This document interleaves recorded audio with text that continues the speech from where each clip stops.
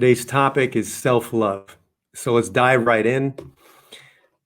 So to me, self-love is something that we feel in our body when we reconnect with our own true nature and our own divine essence.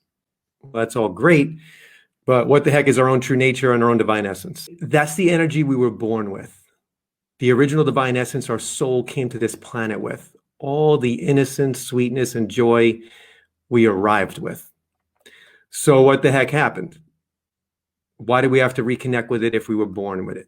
Well, life happened. One trauma after the next brought us further and further away from our own true nature and our own divine essence.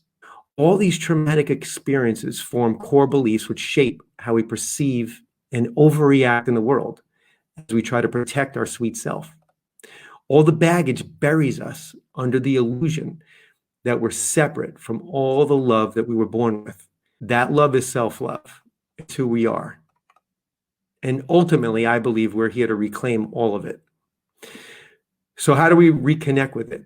Where do we start? You can look at it in two different ways, working from the outside in and working from the inside out. So if we're working from the outside in, you can make a list of 10 things you always wanted to do and then start doing them. The feeling you're going to get from doing things just because you want to do them, that gives you permission to receive the things you want. Some of the things you want to do as a kid, put those on the list. That brings more joy to your heart as you receive the things you always wanted. So in 1999, I did this. That's why I'm talking to you guys about doing it.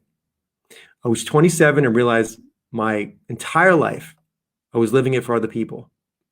And then I made the list of 10 things I always wanted to do for myself. Now, I was in a relationship at this time. And typically when you're in a relationship, you always, look towards the other person to see if it's okay for you to go do something. Well, this time I decided I would make that decision, and it was for me. So the first thing on my list was go to a Brazilian Jiu-Jitsu class. The feeling I got on my way home was only similar to what I felt at the high point of a night when I was out with all my friends and everyone's laughing, having a blast. But here I was by myself in my car on my way home, feeling all that joy, all that love, all that fun with no alcohol. That really knocked my socks off. That it was possible to feel that good from giving myself permission to receive something I always wanted. To me, this was so powerful. I had to reevaluate my list. I remember what was at the top of my list and what was at the bottom. I don't remember anything from the middle. I told you what was at the top. The 9th thing was learn how to meditate, and the 10th thing was get to know God. Well, I moved those two up, went to a transcendental meditation class the next weekend, and on my first solo meditation, boom, I started to get to know God. Baking self-love chocolate chip cookies, and I was eating it up like the goddamn Cookie Monster, people, and it changed my life forever.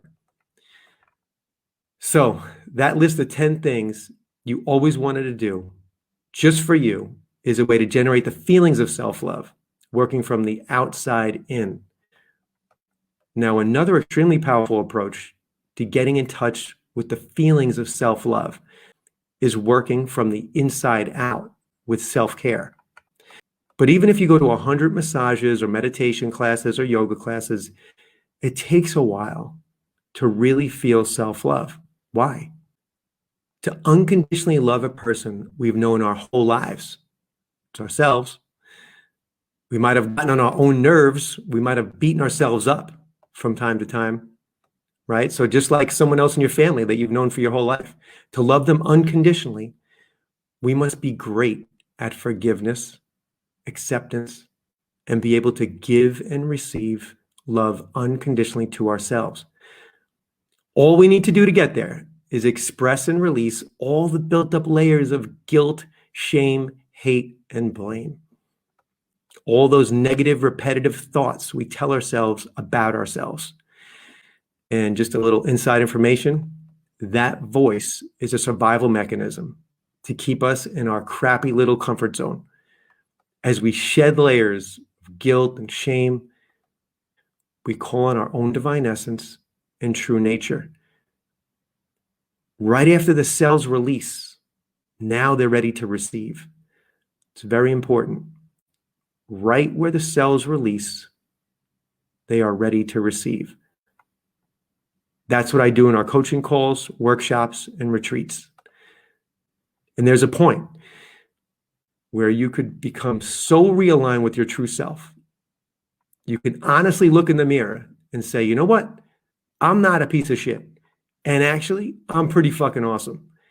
And that's where you break through the shell of all the programming and the layers of repressed stress, anxiety, and depression.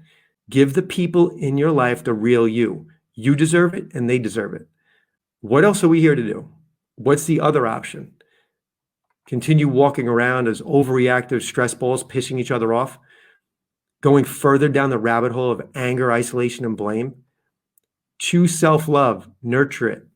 The Unconditional Love Meditation on my YouTube channel takes 20 minutes. If you really want to dive in, make your list of 10 things you always wanted to do and start doing them.